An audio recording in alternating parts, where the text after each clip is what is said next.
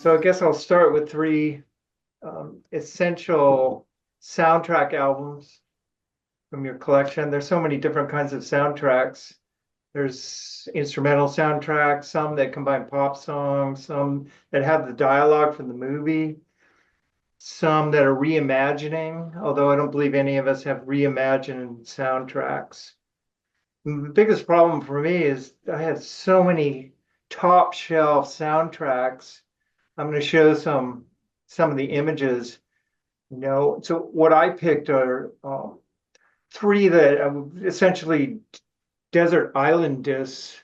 So if you're going to take three soundtrack records to a desert island, three crust punk records to a desert island, these would be your choices.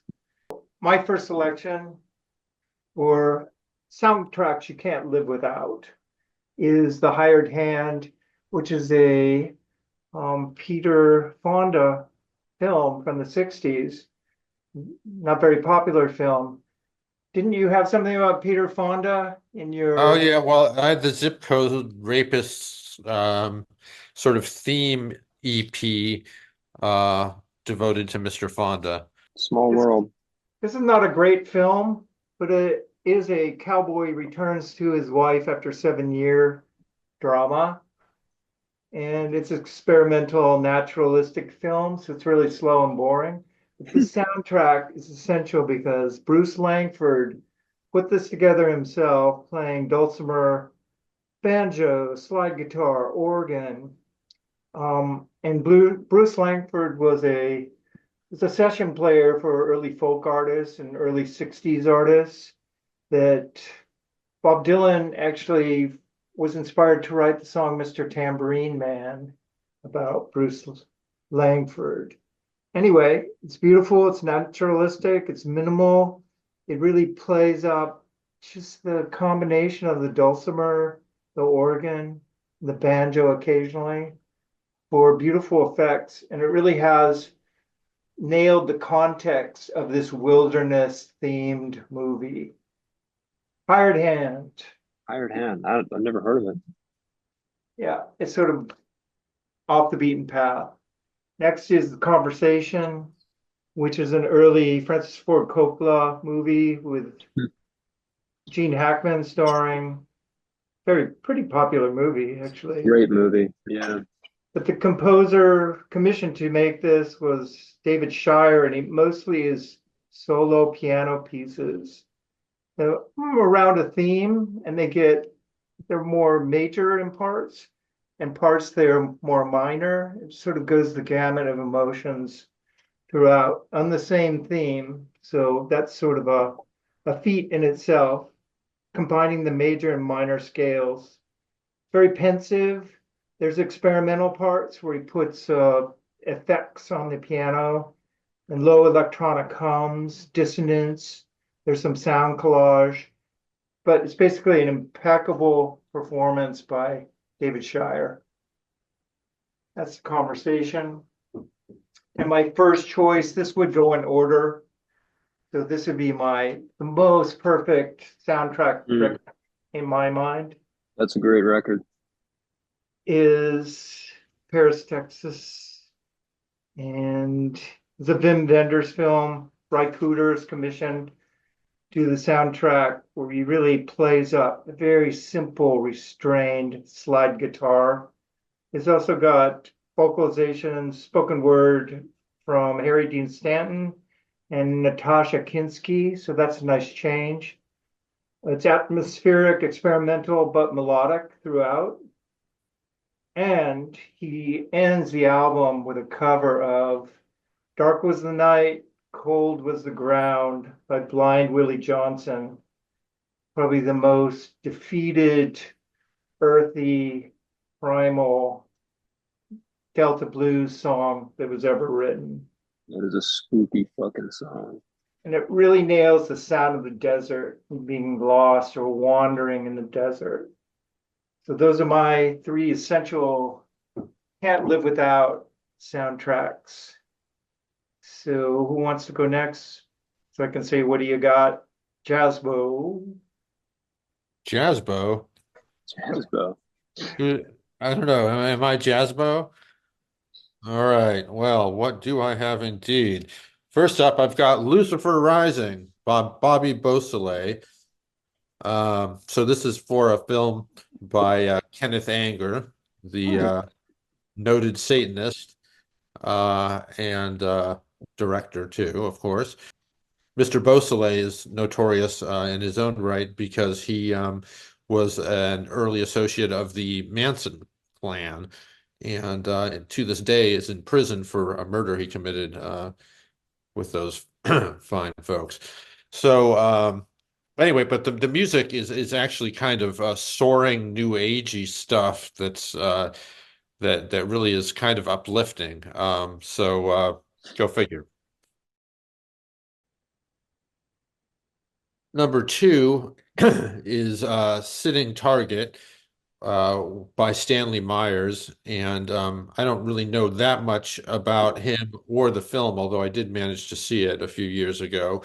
It stars Oliver Reed as a convict hellbent on revenge. Not the most remarkable film, but a remarkable soundtrack.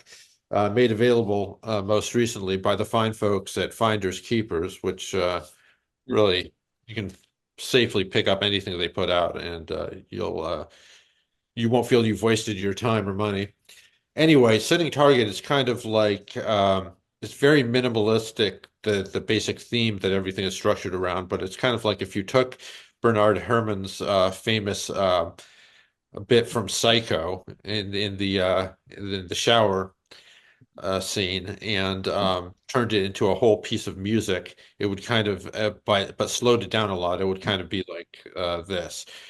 So there's just this kind of ominous, lurching string section convey Mr. Reed's changing moods, but they always come back to the again the Hellbent on Revenge theme.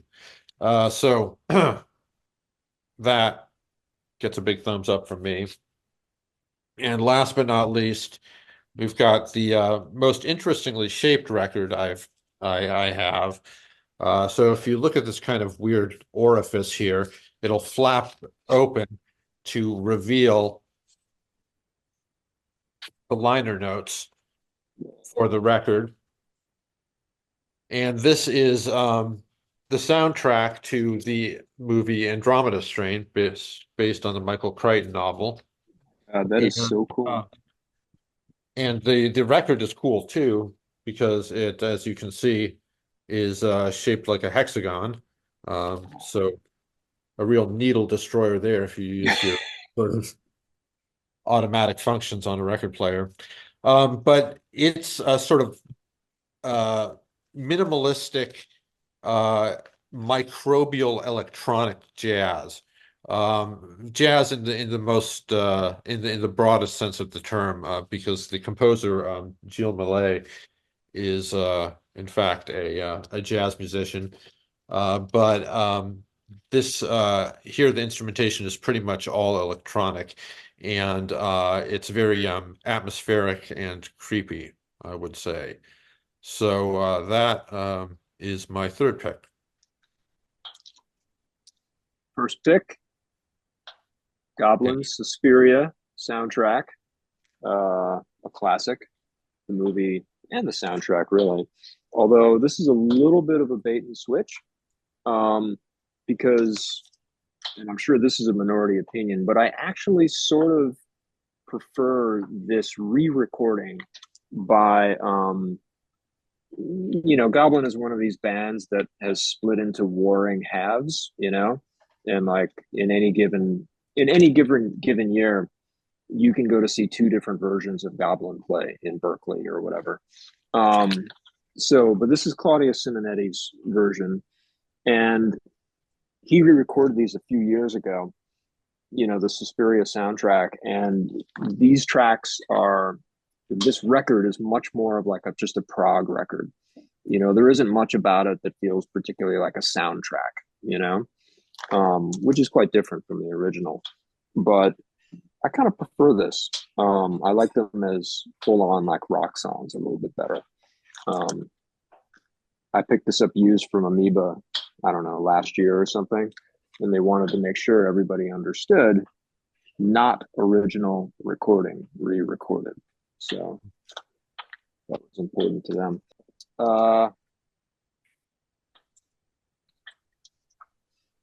It's a soundtrack to a Jess Franco film. You know, he made a lot of horror films, and they were the kind of horror films that, like, they were really sleazy horror films, and they kind of like rode the line between horror and maybe softcore pornography. But yeah, it's a really cool record though. Somewhere he dug up, apparently, like, you see Music par Acanthus.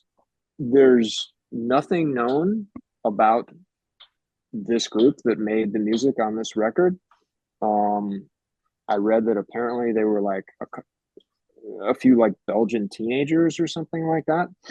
You know, so they surfaced for this record and then nobody ever heard from them again. But it's a cool soundtrack. You know, it's got this sort of like spacey, garagey, psych kind of vibe to it. It definitely has like, you know, a basement kind of sound. It's pretty lo-fi, but it's super atmospheric. And it's a very cool record, you know, and it's got bits of the actual movie interspersed, you know, throughout the tracks. So good record. And finally, the Return of the Living Dead soundtrack. There's a few great 80s punk soundtracks out there. Yeah, this was like the punk zombie movie. It was sort of a not very serious, kind of sort of ripoff of Dawn of the Dead. You know, it became a cult classic in its own right. But yeah, there's a number of punk soundtracks from the 80s that are all pretty classic in my view. Repo Man is the most famous one. Suburbia is really good too. But I chose this one just because it has like a really cool sort of collection of songs, and just about all the songs work. It starts off with a Cramps song. Well, I normally don't like all that much, but this is a cool song.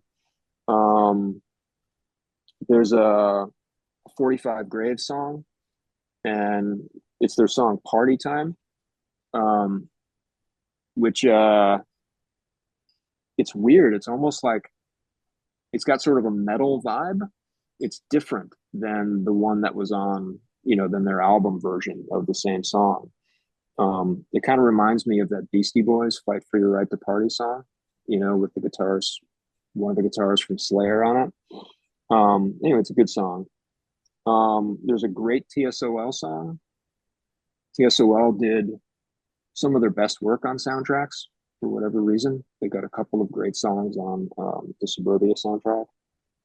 There's a really cool Flesh Eaters song, a great Rocky Erickson song, a really good song from The Damned. The Damned. Oh, The Damned. Okay, Yeah, not sorry. the band, not the band. So those are my three.